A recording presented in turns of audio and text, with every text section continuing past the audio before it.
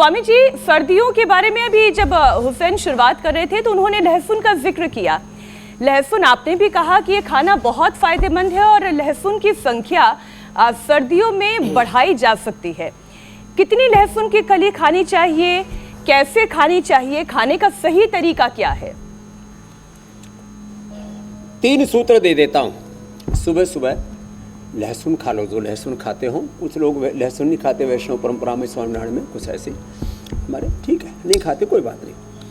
लेकिन लहसुन को गाय के घी में भूनने से उसकी तीक्ष्णता, उसकी उष्णता, उसकी दुर्गंधी, उसकी तामसिकता दूर हो जाती है। गाय के घी से औषधि के तौर पर प्रयोग किया जा सकता है। जैन और वैष्णव और स्वामीनारायण आदि वाले ना खाएं तो कोई बात नहीं, लेकिन 5 से लेकर के मैंने तो 10, 15, 20, 25 तक प्रयोग करा है। जिनको अर्थराइटिस था, हाथ टेढ़े मेढ़े थे ऐसे, जिनको हार्ट में ब्लॉकेज थे, जिनकी इम्यूनिटी बहुत वीक थी, जिनके हाथ पैर इतने ठंडे ठंडे सिले सिले, कुछ लोग तो रात को सोते हैं तो आधा घंटा तो पैर गर्म करने में लग जाते हैं, हाथ पैर इतने ठंडे ठंडे बर्फ की सिल्ली जैसे रहते हैं। एक बात और स्वामी जी आपसे पूछना चाह रही थी। दूसरा, हम एक शिला तुलसी का प्रयोग कराते।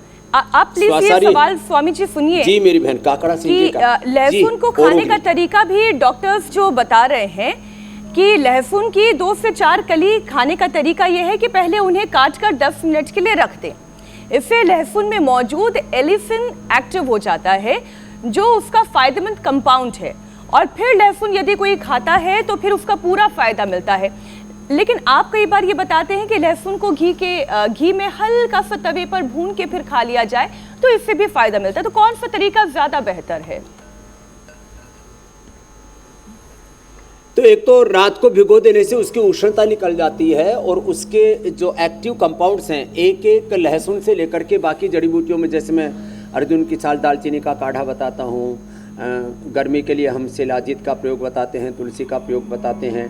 तो ये कोई भी चीज़ को, जैसे ड्राई फ्रूट है, इनको भिगो देने से, अन्न है, इनको भिगो देने से इनके जो अंदर जो सूक्ष्म कंपोनेंट्स हैं, जैसे विटामिन है, न्यूट्रिएंट्स है, माइक्रोन्यूट्रिएंट्स हैं, वो उभर आते हैं। तो लहसुन रात को भिगो दें, सुबह उसको फिर रात को भिगोया, चीरा मार के कट करके सुबह उसको निगल गए, एक ये तरीका है। दूसरा, रात को लहसुन को भिगोया, चीरा मार के, सुबह उसको हल्का सा गाय के घी में फ्राई कर लिया, तो उसकी जो दुर्गंध है, उसकी जो तामसिकता, उसकी जो तीक्ष्णता है, बहुत से लोगों को लहसुन खाने से एसिडिटी हो जाती है, बहुत से लोगों को पाइल्स बढ़ जाती है, बहुत से लोगों को लहसुन खाने से पूरा अंदर आग से लग जाती है, फिर दुर्गंध दिन भर आती रहती है। उससे बचने के लिए दुर्गंध, तामसिकता, तीक्ष्णता, उष्णता, जितने भी उसके बुरे प्रभाव, उनको डाइल्यूट करने के लिए गाय के घी में हल्का सा सेक करके खाते हैं तो वो बहुत अच्छा होता है। यह हर एक चीज़ की तासीर बदल जाती है, चीज़ों को ना भिगोने से उसकी जो है उष्णता खत्म हो जाती है और उसके जो अच्छे गुण हैं, एक एक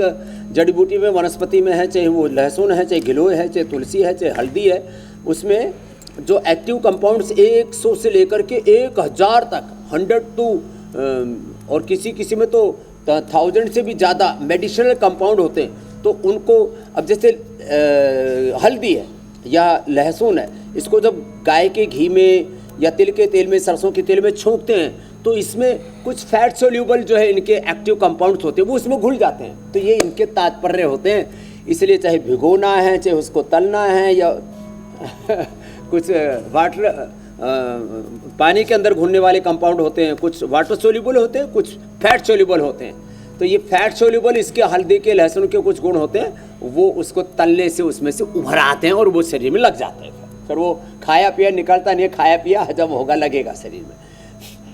कपालभाति साथ में जरूर। स्वामी जी, अब ज़रा उन लोगों का ख्याल कर लेते हैं जो आपके साथ रोज़ाना प्राणायाम करना चाहते हैं। खान पान में हुई त्रुटियों से, बढ़ी पेट की प्रॉब्लम से निजात पाने में प्राणायाम कितना कारगर है और कौन कौन सा प्राणायाम डाइजेस्टिव सिस्टम को बेहतर बनाता है? प्राणायाम तो परम औषधि है। 2400 किलोमीटर लंबा हमारा रेस्पिरेटरी ट्रैक, उससे जुड़ा हुआ 1 लाख किलोमीटर लंबा सर्कुलेटरी ट्रैक, उससे जुड़ा हुआ फिर 37 ट्रिलियन सेल्स, 72 करोड़ 72 लाख 10,201 नाड़ियों का ताना बना, अष्टचक्र नवद्वार, वो अनुलोम विलोम से एक्टिवेट हो जाता है। तो भस्त्रिका से प्रारंभ किया, अनुलोम विलोम से फिर पूरा शरीर का ताना बना, ऊर्जा से आप्लावित तो हो गया, हमारा भीतर बाहर का ओरा बढ़ गया। जैसे मैंने कहा ना, ओरोग्रिट लेना, ओरा बढ़ाना, अपनी आभा मंडल अपना बढ़ाना, सुरक्षा कवच अपने भीतर तैयार करना भस्त्रिका कपालभाति से, और भीतर की जो आते हैं, लीवर है, जिस शरीर पूरे शरीर को दैहिक पोषण यहाँ से मिलता है, जो हमारा स्ट्रक्चर है वो यहाँ से अच्छा होता है, करेक्ट यहाँ से। चलिए, आहार आप सब तमाम यहाँ लोग से जो है वो अवशोषित होता है, प्राणायाम विचार करते यहाँ से रहिए और absorb इससे होता है। फायदा हासिल करते रहिए।